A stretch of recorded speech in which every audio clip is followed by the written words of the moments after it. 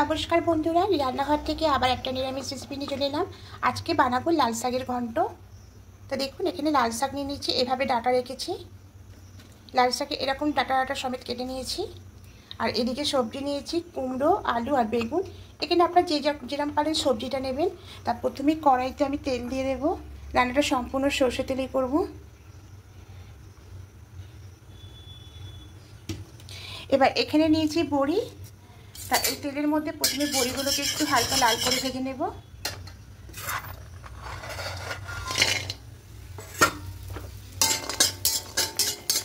খুব বেশি তেল নিলে হবে না, কারণ বড়িতে তেলটা পুরো টেনে নেয়। তা অল্প তেলের মধ্যে এভাবে বড়িগুলোকে ভেজে নেব। বড়িগুলো হালকা লাল করে ভেজে নিয়েছি, এবার তুলে নেব। এবার কড়াই আরও বেশ কিছুটা তেল দিয়ে দেব।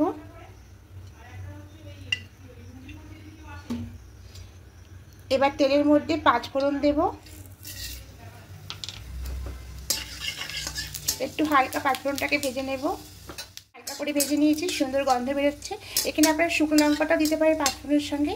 আমি যেহেতু কাঁচা লঙ্কা দেবো, আর কাঁচা লঙ্কা দিলে খুব ফুটবে, তাই 5 ফোড়নটা প্রথমে ভেজে নিয়ে এবার কাঁচা লঙ্কাটা দিয়ে দেবো। কাঁচা লঙ্কাটা দেওয়ার পরে সব সবজিগুলোকে দিয়ে দেবো।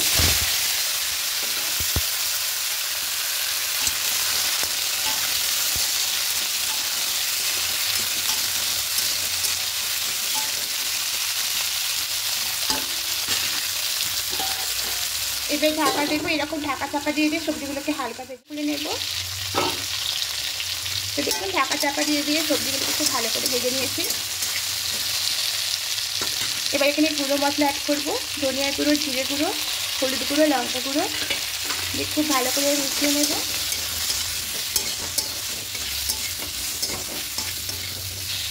এবার এখানে আদার গুঁড়ো দিচ্ছি 1 চামচ মতো। আপনারা পেস্ট করা আদাটাও দিতে পারেন, আমি এখানে আদার গুঁড়োটা দিলাম। এবার খুব ভালো করে সব কিছু মিশিয়ে নেব। এবার কেটে রাখা লাল শাকটা দিয়ে দেবো।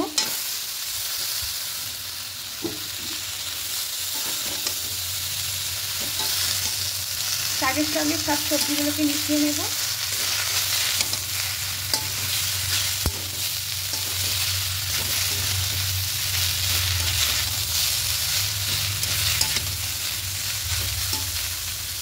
এবার ঢাকা দিয়ে কিছু করে রেখে দেবো। এটা খুলে নেব।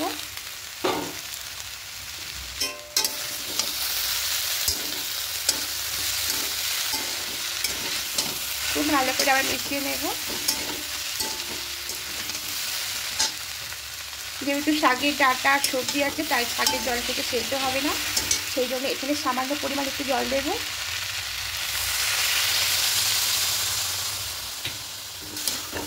এবার সব খুব ভালো করে মিশিয়ে নেব।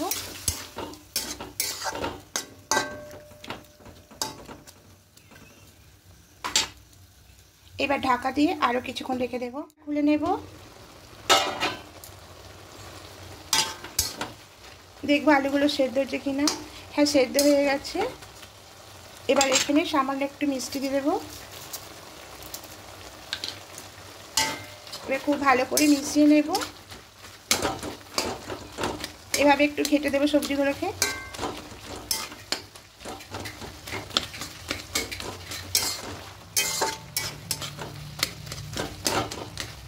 এবার এখানে ভেজে রাখা বড়িগুলো দিয়ে দেবো।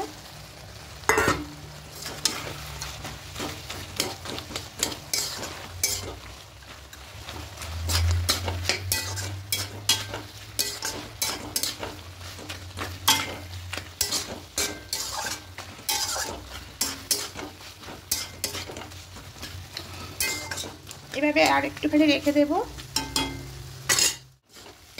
দেখুন, লাল শাকের ঘন্টটা একদম রেডি হয়ে গেছে।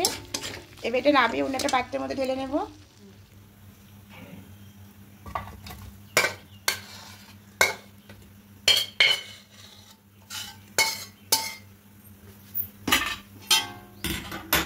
তো দেখুন বন্ধুরা, লাল শাকের ঘন্টটা একদম রেডি হয়ে গেছে। তা অবশ্যই একবার বানিয়ে দেখবেন।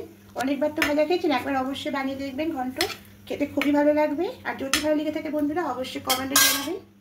আর নতুন বন্ধুদের কাছে অনুরোধ রইল সাবস্ক্রাইব করে পাশে থাকার জন্য। আজকের মতো এখানে